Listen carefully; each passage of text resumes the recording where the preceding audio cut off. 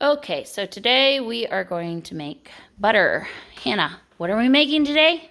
Butter! Yay! She's new at this. So we've got about an inch of cream off of this one. We're going to take this one off because I'm going to strain some more.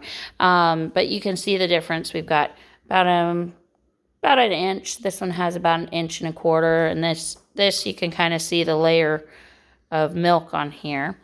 We're going to end up passing the phone over to my husband, who's going to be the camera guy. So I do the old-fashioned way. I scoop out the cream with a spoon. You can buy cream separators and everything else for that whole process. I just have chosen not to. I like it the old-fashioned way. I've got several different methods of making butter. You have the regular churn, which I can demonstrate in a video later. I also have just a standard mixing bowl and a mixer. You can do it that way. But for this video, we are going to do the fun way. What I learned to do growing up. And yes, it can be kind of messy. You'll have a messy counter afterwards. I'm gonna get about this much. You could use a canner's funnel. Alright, so I put a lid on it and I pass it to my oldest. Can you shake it like this? Yeah. Shaky shake.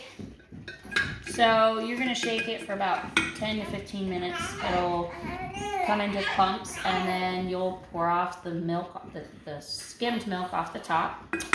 It builds muscles in kids' arms and keeps them busy. Is that fun?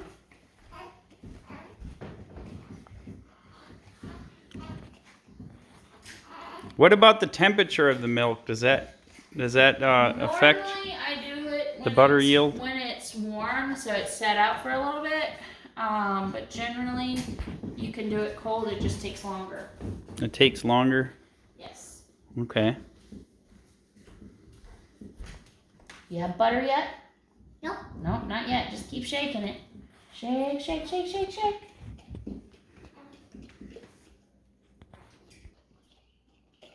Okay, so it's been about, what, you say about 10 minutes or something? Or So so. let's see what we got. It's almost there. If you watch, see how it's kind of sticking to the jar. So we're not quite to butter, but I want to show you the consistency of it. You can see it's very thick and it's about to churn. It's almost like whipped cream. Here we go. You want to do the honors and shake it to get it to butter, or you want Mama to? Okay, Mama's gonna do it. It'll give you a workout too. If you want your morning workout, this is how you exercise. Hannah's arms are probably getting tired by now. Yeah, I think so. All right, you can see how it's separating now? Now you've got your buttermilk on top. You can kind of see how it's sticking. Give it another minute and it'll clump.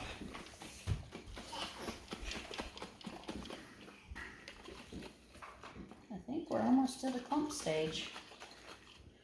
This jar. Okay. Okay, so it has turned to butter. So we're going to strain off Wait, let me see it. there.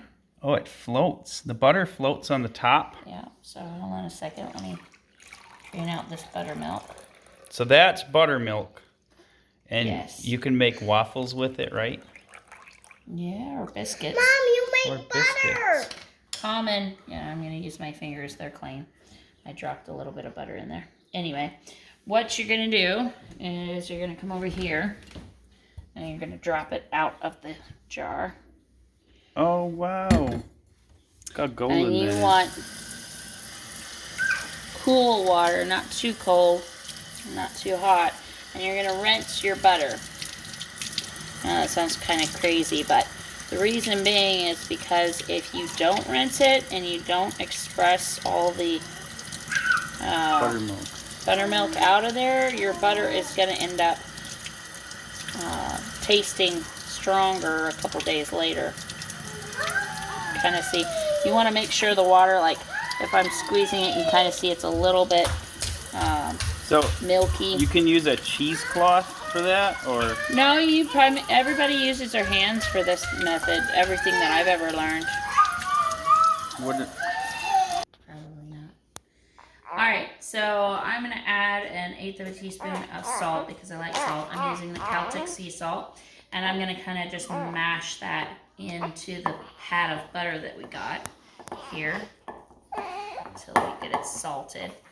And then if you want to, you can put this. They have molds.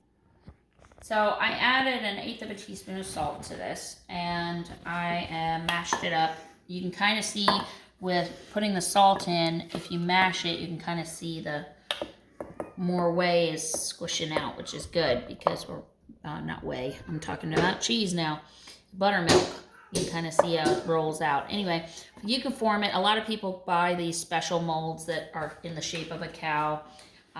If I'm making extra, I usually make it into bricks or bars, and I put it in the freezer, wrap it and put it in the freezer. And there you have it. You got a pat of butter, and you've got some buttermilk, and or toast? looks like I've got some toast. Might be a little bit done, but with this good butter, it's going to be delicious. And I'm a butter eater, so I eat lots of butter.